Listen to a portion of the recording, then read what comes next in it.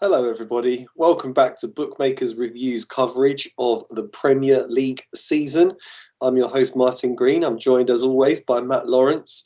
We were supposed to have 10 games to break down, but it's actually only going to be 8 because they've cancelled the Liverpool versus Leeds game and the Wolves versus Watford game. So the first 2 games that were on the slate, they've been scrapped. Lots of lots of COVID cases.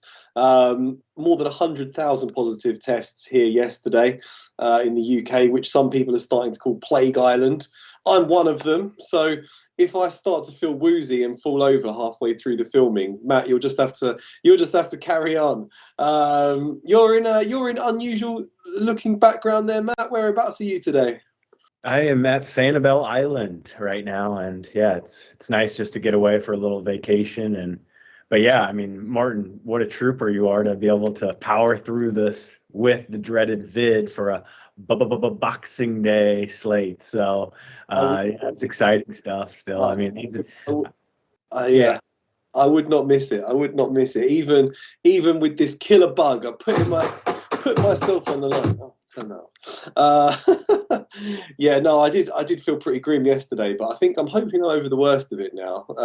I just need to get my sense of smell and taste back in time for Christmas Day would be nice. So if anyone's listening, please make that happen.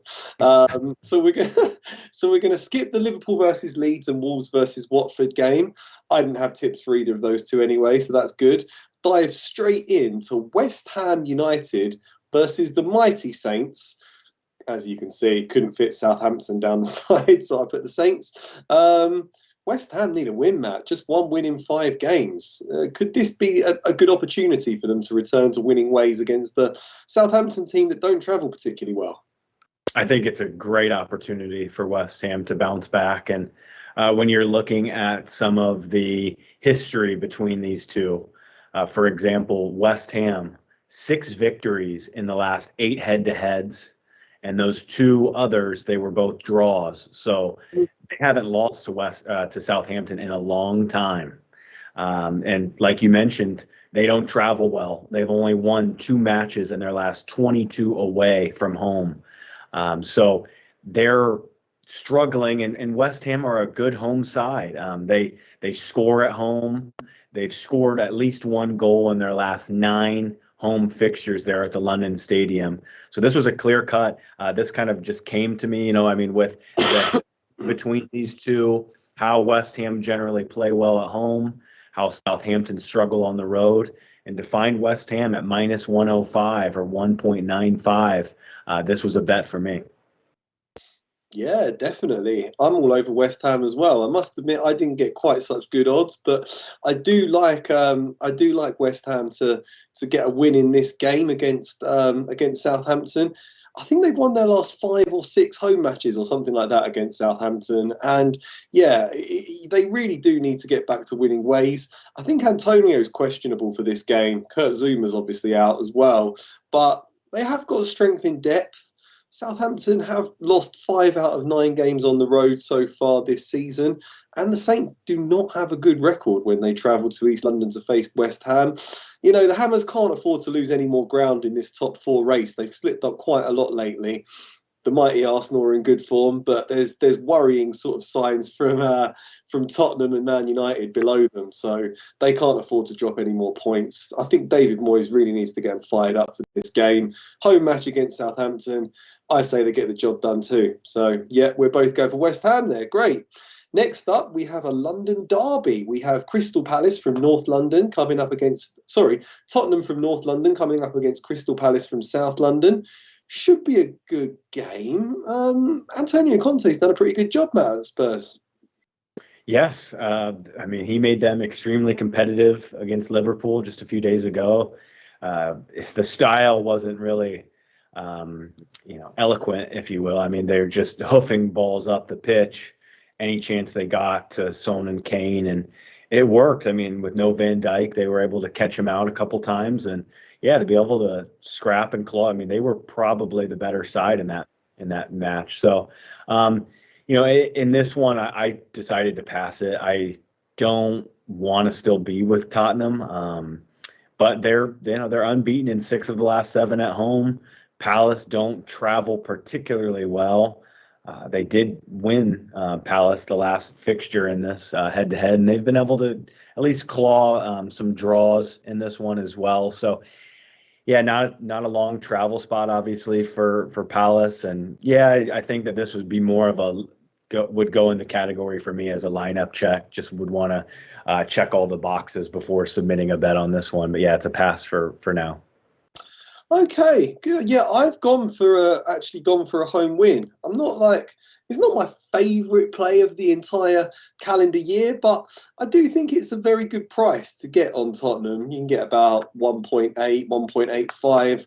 I do think they're a better team than Crystal Palace. I'm a bit worried about Palace because they do have a habit of upsetting bigger teams than them. They're a difficult nut to crack. But I think Spurs look a bit rejuvenated since Antonio Conte replaced Nuno as the manager. They did really well, didn't they, to end Liverpool's 8-game winning streak? I know Liverpool were missing a few key players for that, and Tottenham were well rested. But they did look dangerous in attack. They beat West Ham in the EFL Cup in midweek, so I think they've got momentum right now. They're a decent team, Palace, but I think Spurs have got better players in attack. I think they can just about edge this one. So I've gone for Tottenham. Good price on Spurs. Next up, we have Norwich versus the mighty Arsenal. Came up against Norwich earlier in the season, desperately needed a win. It had been 3 defeats to start the campaign for Arsenal, and they just about scraped a 1-0 win against Norwich. Since then, things have just gone from bad to worse for the Canaries. They're bottom of the league. Worst goal scoring record in the division, one of the worst defensive records too. Arsenal seems to be all right at the moment, Matt. 4 wins on the bounce, up into 4th. Are you getting a bit nervous that Arsenal could challenge Liverpool for the title?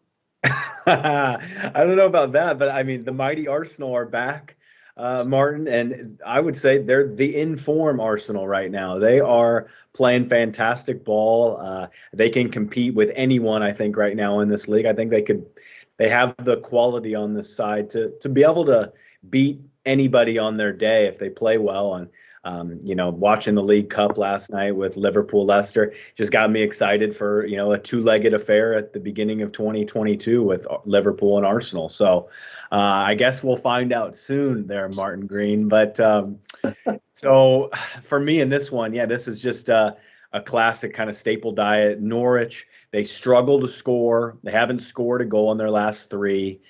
Their last 8 matches haven't seen over 3.5 goals. So everything has come in under 3. Dean Smith, we know he's a little bit more pragmatic than Farke or Daniel Farke. I don't know exactly how to pronounce his last name, but in this one, he's more pragmatic. He keeps it a little bit tighter. Arsenal are scoring goals for fun right now, so that is a bit of a concern for my bet, but I still believe that this one will be tighter. I trust Arsenal, undefeated against Norwich City in their last 9, so they do well against the Canaries. They've been winning by a margin, so I wouldn't talk anyone off of like an Arsenal -1 here on the road. I've gone with Arsenal and the under 3.5 goals at plus 115, 2.15. I think that it stays relatively low scoring. I wouldn't talk anyone as well off of like Arsenal and over 1.5 for just how many goals they're scoring. And in their last 4 on the road, they've all gone over 2.5. So I'm playing with a little bit of fire here with the under 3.5, but I do think that this is like a 2-0, 3-0 to Arsenal. Okay, yeah, that sounds good to me. Thanks, Matt. I think the problem for Norwich is quite apparent, isn't it? 17 games played, only 8 goals scored. They just lack cutting edge in attack, lack creativity. Dean Smith did kind of galvanise this squad to a certain extent when he took the reins from Daniel Farke, but it ran out of steam again. They've lost 3 on the bounce, and like you said, they failed to score in each of those 3 games. They're not creating enough chances. Timu Pukki can't do it all by himself anyway. And they just look limp. They look like they're just cruising back to the Championship for me. Arsenal are in better form now. They have only conceded once in their last 3 games, which all resulted in victories. So I've just pushed the boat out a little bit. I've gone Arsenal to win to 0. I got plus 135 on that. I like that. I like that. I mean, it's always a bit risky because you could give away a stupid penalty. Anything could happen. So I think, yeah, Arsenal and under 3.5 or Arsenal and over 1.5 would be another good option, another good way to play it. Or, yeah, just the straight Arsenal -1, Arsenal -1.25, something like that. But just for a bit more value, I've gone for Arsenal to go there, keep a clean sheet, pile more misery upon those poor Canaries. Okay, next up we have Manchester City versus Leicester City. Man City have been terrific recently. Long unbeaten streak, long winning streak. Back to the top of the table, 3 points clear of Liverpool now. They're just in fine form, and it's the squad depth at this time of year that Guardiola can shuffle the pack, brings in world-class forwards with fresh legs in every single game. They just take the opposition apart. Matt, you just saw Leicester play. What did you make of them last night? I know they played quite a lot of first-team players in that one, didn't they? They did. I mean, they had, an extensive time off, and they brought out the big guns, and it still wasn't enough, which was surprising when I saw the lineups. I immediately noticed that Leicester were too big on the price, and they had such an attacking lineup. So I figured Liverpool would score too. So I played both teams to score in over 2.5 in that one, and it cashed in under 20 minutes, which was always great. Those are always fun. In this one, it looks like Soyuncu, Vardy might have a little tight hamstring after yesterday's match. So we'll see about that. And same kind of with Ricardo Pereira. So check the lineups in this one. But, I mean, I think that this one is really a clash in styles match, Martin. Leicester, the last 15 road matches in the Premier League, both teams have scored. So they've gotten on the score sheet on the road, they score, but City have the best defense in the league because of how much possession they keep. They always keep the ball. So it's going to need to be something over the top to Daka or some type of creative ability from Maddison, and those things do happen pretty regularly, but it's just not going to get that many opportunities to shine in this one. So I'm a bit nervous for Leicester City in this one, really. They're coming up, like you mentioned, against a team that can rest, rotate, do whatever they want during the holiday fixtures and be completely fine. And so I'm just going to pick on Leicester's defense. I still think it's shaky. To concede 3 yesterday against a B or C plus team, really, in Liverpool is a huge cause for concern. And so, yeah, I'm going with Manchester City team total over 2.5. I also like last week's play hit to score in both halves, but I really haven't taken too much of a look at the prices on that one. It's probably in that same -150 to -200 range, but you're always creating chances with City, and they probably find the back of the net in both halves. I really fear for Leicester here. This is a tough period for them, and then they have Liverpool again in a few days' time, unless that's canceled as well.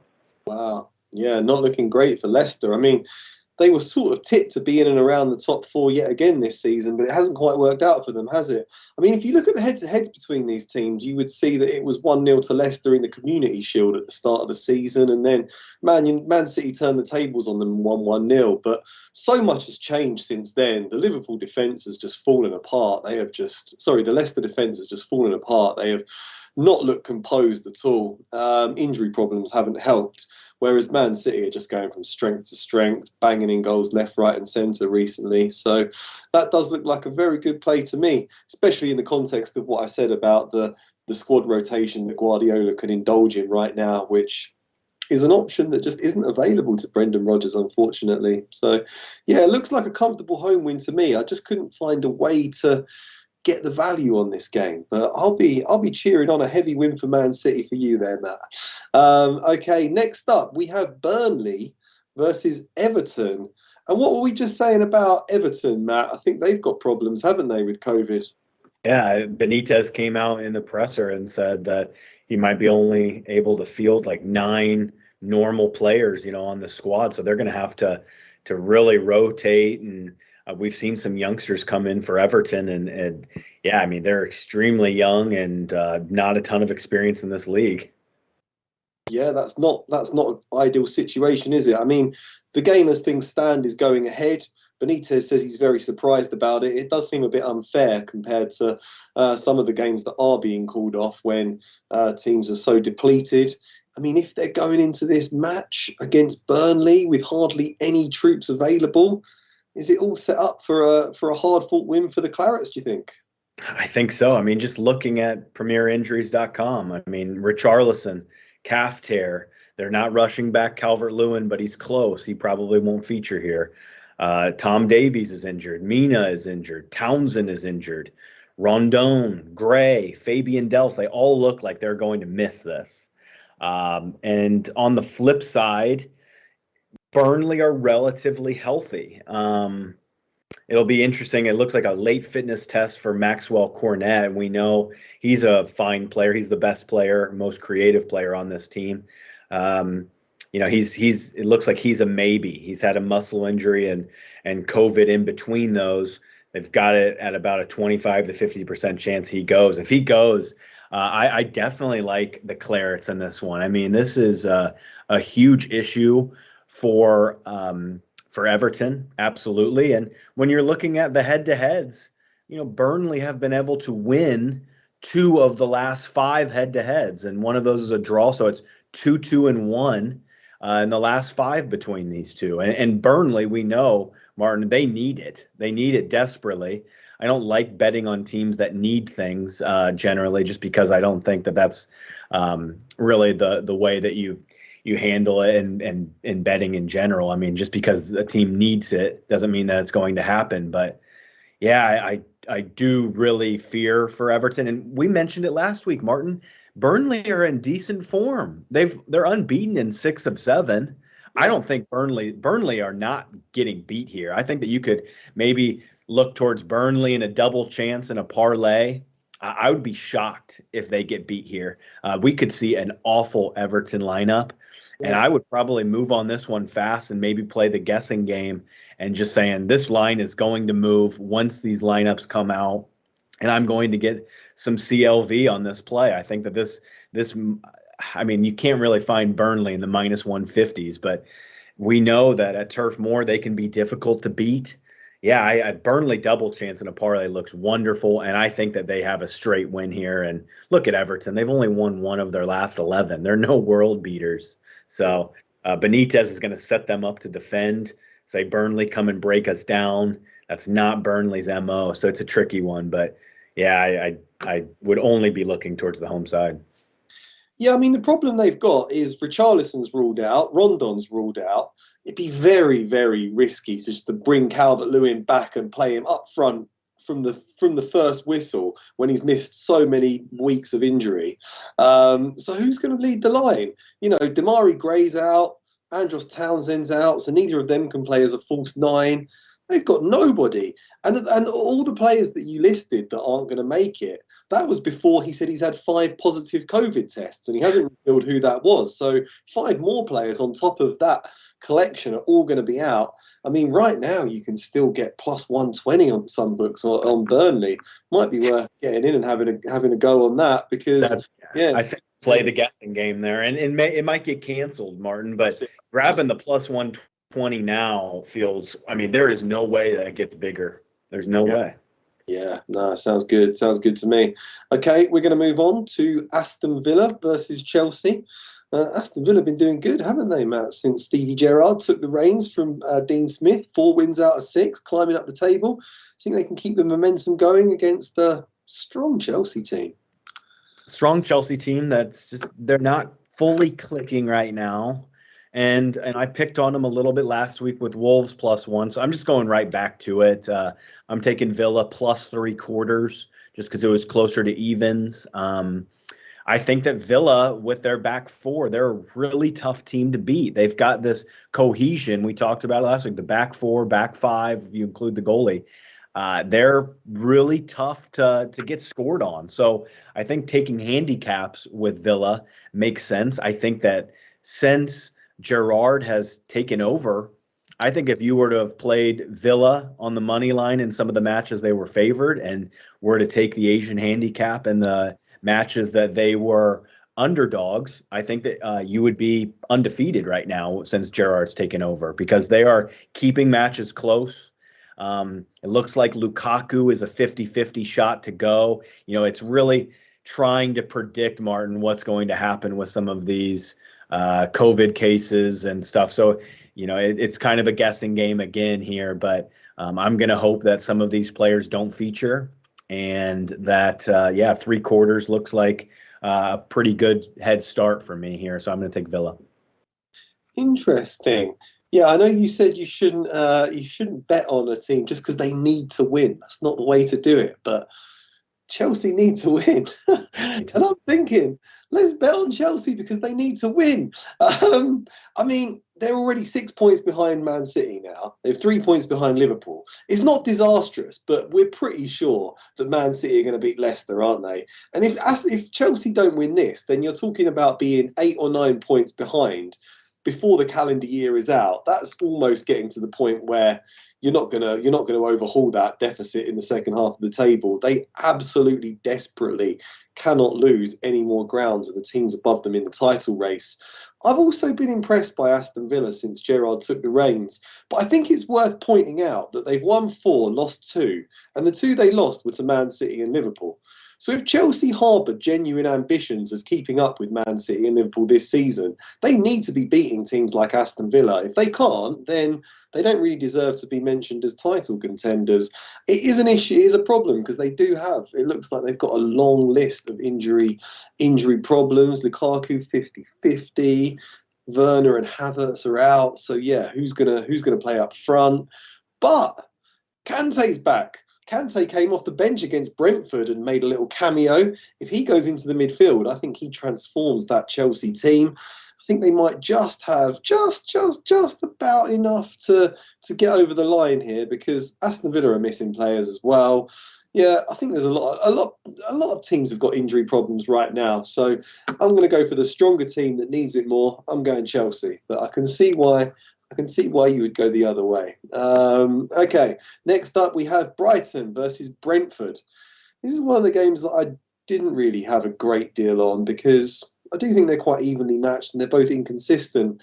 Brighton obviously made a flying start to the season and then they just totally ran out of steam. I don't think they've won a game since September. Brentford, continue to defy expectations, really, having a great season. What do you reckon, Matt? Have you found anything on this one? I don't know why Brighton are this price. At plus 100 even money. They've only won 1 of their last 13. So immediately I have to be looking towards the road side here. And you're getting a team in Brentford that have been extremely competent on the road. That's been one of the biggest surprises of Brentford, is how they set up on the road. They haven't lost in 13 of their last 16 away. That's still somewhat dating back to the championship, but they're strong on the road. And so I could only be looking at the dog here. Double chance is minus 120. That makes some sense on Brentford. I didn't have enough to pull the trigger on it, but this kind of feels like underdog, and the game goes under, because the last 6 matches for Brighton, under 2.5 goals have been seen. So they're looking and they're reverting to type, basically. Last season, we saw them kind of the XG Kings, where they would create a lot of chances but not finish them off. It's starting to feel like that again, Martin. During the cold period right now, goals aren't coming in as much. I think that this is Brentford double chance and under 2.5 goals. Both are the favorites in that, minus 120, and then under 2.5 is about minus 130. But they both make sense to me, and I think they both should be the favorites on that. Yeah, that makes sense. It's just a difficult game for me. I can't really work out Brighton at the moment. I did bet on them a couple of times to end their winless streak, and they just haven't been able to do it. I guess if I was going to go for anything here, I'd go for both teams to score. I know Brighton did beat Brentford 1-0 on the road earlier this season, but they seem to have lost the winning touch since then. I think they're liable to concede in this one. You can get about minus 110 on both teams to score, so I'd go for that, but I think this is a better one to pass. Just seeing in the chat, CR7 about Crystal Palace Norwich. That's not in this round, no, but it's just 2 days later, so we're not going to get a chance to film again. I guess yeah, Crystal Palace have got to win that one, right, Matt? I mean, Norwich are going to have a pretty tough game, you'd imagine, against Arsenal, chasing the ball quite a lot. Turn around, play away at Crystal Palace 2 days later. Yeah. It's not easy. That's a bad spot. Exactly. Yeah, I mean, it's not easy at this time of year because we don't know who's going to get injured. I mean, Palace could have 5 injuries in their game, but I mean, yeah, you would expect Crystal Palace to win that one. Odds aren't great. Maybe Palace and over 1.5 goals, Palace and under 4.5, something like that would get you over to closer to plus 100. Okay, final game is on the following day, on the 27th. It's Newcastle versus Man United. I can't quite work out, Matt, why. I'm not saying the odds are amazing, but why they're so good. They're like better than minus 200 on Man United to win when, they're unbeaten since they got rid of Ole Gunnar Solskjaer. They're coming up against the team with the worst record in the Premier League. Why do you think we're getting such reasonable terms on Man United here? I'm surprised. The books are pricing this one out as the same bet that I took just a couple matches ago with United on the road at Norwich. So they're saying that Newcastle and Norwich are the same, which I agree with in a sense, but Norwich keep things tighter than Newcastle. And look at, the head-to-heads in this one. United have won by 2 clear goals in the last 4 4-1, 3-1, 4-1, 4-1. So they have a really good feel against Newcastle. Then on the flip side, in recent form, Newcastle are not looking great. They're getting beat by hefty margins by the bigger teams. Leicester 4-0, Liverpool 3-1, City 4-0, Arsenal won 2-0.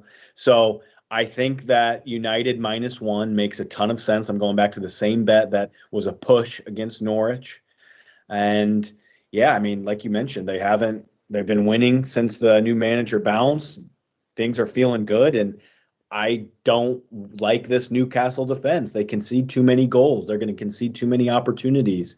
And the likes of Ronaldo and Greenwood and those guys should be able to slot a couple and maybe keep a clean sheet here because that's kind of Manchester United's new MO. So, yeah, Martin, what are your feels on top 4 race between United and Arsenal? Because that's really what it feels like it's going. Yeah, I'm a bit concerned because a few years ago it was Arsenal would finish in the top 4 every season, and I was quite confident that we would carry on. But it just feels so alien now to see Arsenal sitting in that top 4 position. It always just makes me think someone's gonna build up a bit of momentum and come flying up the table. Arsenal have had quite a good start first half of the season because they haven't been playing in Europe. They've been able to concentrate on the Premier League games each weekend. I'm not sure whether they'll really be able to keep it up, but I think I've seen some quite positive signs from Arsenal recently, just in terms of, stripping out Aubameyang of the captaincy, kind of turning a new leaf, being a bit more disciplined. I think we've got a chance. I am concerned. Obviously, Man United have a stronger squad all round, more experienced players, and the new manager does seem to be excellent. So, yeah, I'd obviously prefer Arsenal to finish there, but if I had to bet on it, I'd probably bet on Man United. Now, I'm concerned about Tottenham as well with Conte. I think he'll turn things around there. West Ham will be competitive. I think that one could go right down to the wire. For this game, you reeling off the head-to-head there does make me a little bit concerned because I've gone for Man United to win an under 4.5 goals. I see there's been quite a lot of 4-1s and stuff, but I just think the new way that Man United play under Ralph Rangnick is it's very tight. It's very compact. Like they've won 1-0 in their last 2 games. And Norwich are horrendous at the back as well, and they only beat them 1-0. They've just got like a back 4, and it's like 4-2-2-2-2-2 all the way up the pitch with no width. So it works. They control the game well, but I don't really see them blowing teams away while they play like that. So I can see Man United grinding out quite a lot of low-scoring victories in the weeks ahead. That's why I've gone for Man United under 4.5 goals. Pretty good odds on that. Just quickly before we bring up the picks, Matt, on that top 4 subject, seeing as we're at the halfway point of the season, who are you going to go for Premier League winner? It's hard not to go with City. I think that City are the best team. And Liverpool struggled in a couple home matches that could come back to bite them. You know, they drew with City at home. They drew with Chelsea at home. So now they're going to have to take those fixtures in the second half of the season, go on the road. I mean, Liverpool are an extremely tough team to beat. I think they can push City all the way, but my money would be with City. I would say it's going to finish City, Liverpool, Chelsea, and United would probably be the bet to finish in the top four. But you said it too, Martin, so you can't get too mad at me. True. Relegation, Norwich, you got to go. Norwich. I think that this is the time where Sean Dyche probably can't get the best of Burnley, even though I think they could get a big 3 points this week. And he always seems to dig and claw and scrape his way out of the relegation. So Newcastle, I mean, what a story that will be. I think that she's clubbing championship. You know what? I'll just trust in Dyche for some reason because he just continues to do it. So I'll go with Watford, Newcastle, and Norwich. Watford, Newcastle, and Norwich. Oh, okay. I think I'm going for Norwich. I'm going to go for Newcastle to buy their way out of trouble. I'm going to relegate. I'm relegating Burnley. And I'm going to relegate Leeds. I think Leeds are in real trouble. Real trouble. I mean, they'll be better when they bring back their big players from injury. But, they're so naive defensively. I'm a bit worried for them.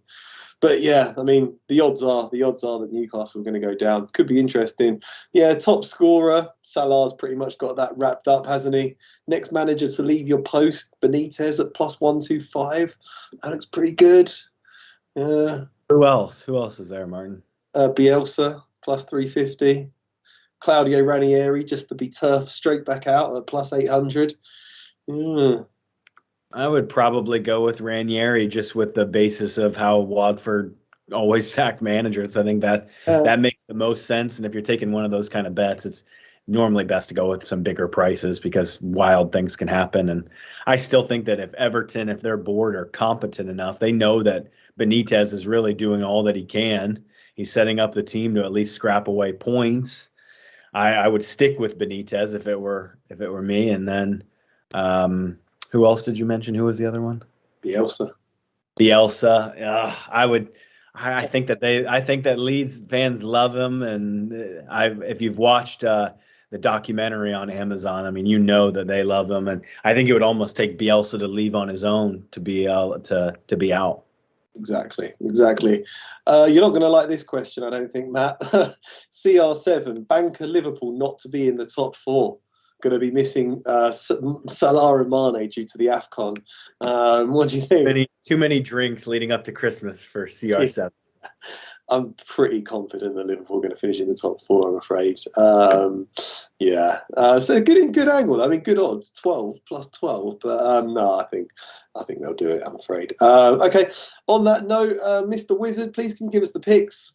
We'll read them out and we'll let you all get on with your Christmas. Okay, I've got Arsenal win to nil +135, Spurs -123, West Ham -115. I've got Jota to get on the score sheet at -110. He's on fire at the moment. Chelsea -133 and Man United under 4.5 goals -118. Yeah, what a buy Jota was at £40 million in this kind of market and day and age. That he's incredible. So yeah, I'm going with Arsenal and under 3.5 at +115. Villa +3/4 of a goal at even money. Man United -1 at -125. Wolves. That game has been postponed. Man City team total over 2.5 against Leicester at -110, and West Ham, the Hammers, get the job done against Southampton, a team that they have really enjoyed playing against, especially at home over the last few years. Perfect. Thanks, Matt. Thanks to the Wizards. Just quickly, Ian's asking for a parlay. What are we going to do for our parlay? Arsenal United. Yeah, I was just exactly took the words right out of my mouth. I would go for Arsenal and United to beat, two teams chasing the top four, to beat two relegation threatened teams looks amazing, especially at this time of year. Teams with bigger squads against teams with smaller squads. Arsenal and Man United for me too. Perfect. Throwing a treble, maybe a Burnley double chance. Yeah, I mean, I mean that lineup is going to be bad for Everton. So, and Burnley don't really seem to have those sort of problems. I guess Sean Dyche has just ordered them all to stay at home. Great. So, thank you very much, everyone. Thank you for watching. Thank you, Matt. Thank you for the picks. We'll be back. Well, we'll be back next week when there's more Premier League action to look forward to, and the fixture list is kind of calming down a little bit by then. Hopefully, there's not going to be any more postponements. So, yeah, hope you all have a great Christmas, Hanukkah, holidays, everything, and see you next time. Goodbye. Merry Christmas.